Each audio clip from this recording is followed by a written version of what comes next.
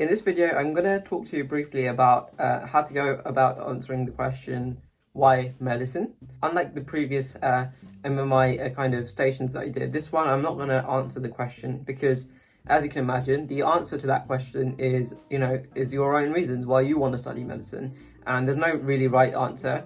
The first thing I'm going to do is I'm actually going to ask you right now the question, and I want you to kind of pause the video and maybe actually try and answer it out loud. So if your station, MMI station, is around 4 minutes long, this question might be one of, like, let's say 2 or 3 questions. So you might have to kind of answer this for two minutes. So go ahead and try it. So why do you want to do medicine?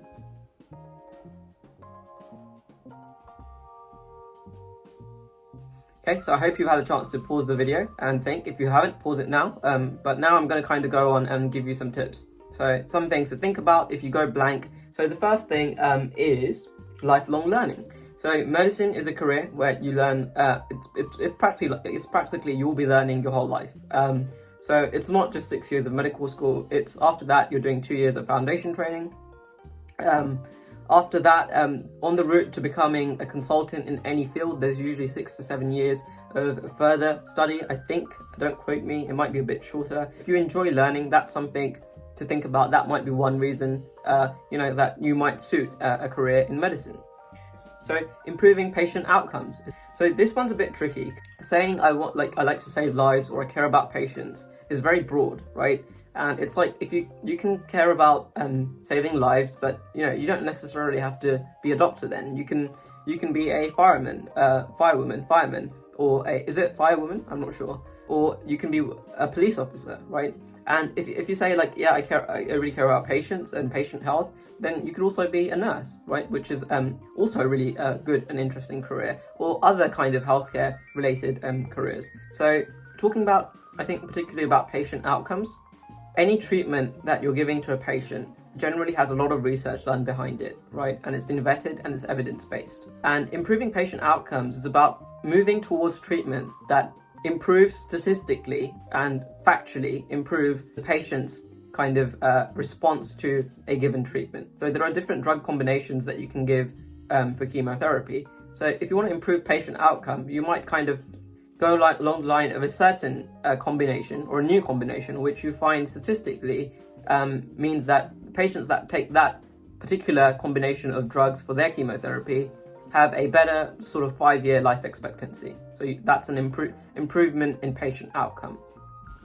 So the next thing, and that's like a general interest in things like neuroscience, physical health, nutrition, and mental well-being. And medicine is kind of a convergence, if you think about it, of a lot of those different fields. So if you're actually interested in things like that, then studying medicine might be something that's good for you, because you'll get the opportunity to explore all those things in further depth. The next thing is kind of just having a real appreciation and understanding of the complex mechanisms of our body. Our body is broken down into many different systems, like the cardiovascular system, the gastro system. I don't know what the full name of the system is, and you have all these different systems in your body, and they are incredibly complicated. And even now, every year, we learn new and interesting things about how different things in these systems work, right? And we constantly learn about things that we thought that were right turn out to be wrong, and we constantly learn about like new things that we didn't know existed but do exist. So in hematology, there's kind of basically two pathways called the intrinsic and extrinsic pathway. And it used to be thought that these two pathways were how the clotting system of the blood worked. And it's been, I don't know how recently, but it was later discovered that that analogy, although it helps us in dealing with blood clotting, so we still use it, the real way that it happens is not actually that simple. It's not two pathways, it's actually kind of one pathway that's kind of complicated. So yeah. So last two things I'll talk about are research and MDT. So research, if you're genuinely interested in medical research, then obviously studying medicine will be beneficial to you. Not only because you will have a practical look at working with patients, because a lot of research ultimately in the medical field is about improving patient outcomes, and having studied medicine, you'll have that kind of early insight into working with patients, the practical application of that, and I think that would translate well to someone that wants to kind of do research in the future. So if you want to go down that route, actually having studied medicine might be a good route into that.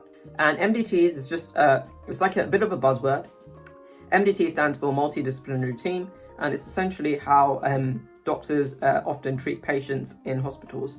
So if you have a patient that comes in and let's say they have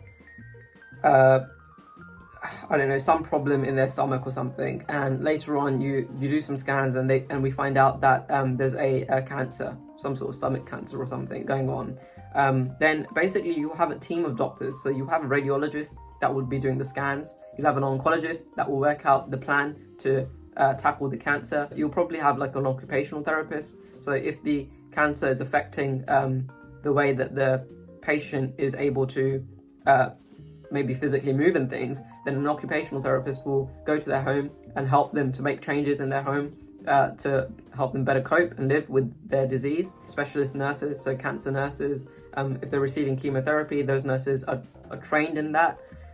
So all these people kind of work together, and often there's like organizations like charities involved too. So Macmillan might be an example. And you have all these different people that bring all their expertise. And often I think the way it works is they have like weekly or monthly meetings. I don't know, I'm just guessing. I don't know how often the meetings are, given I'm not, yet a qualified doctor. But they meet in teams, they all bring their own expertise, and they determine together what the best route for the patient is. So it's not one person that just decides, this is what we're going to do for this patient. So I hope you found this interesting, and it hopefully gave you a little bit of insight into maybe how you could go about answering the question, why medicine? That's all. Thank you guys for watching. Take care and bye.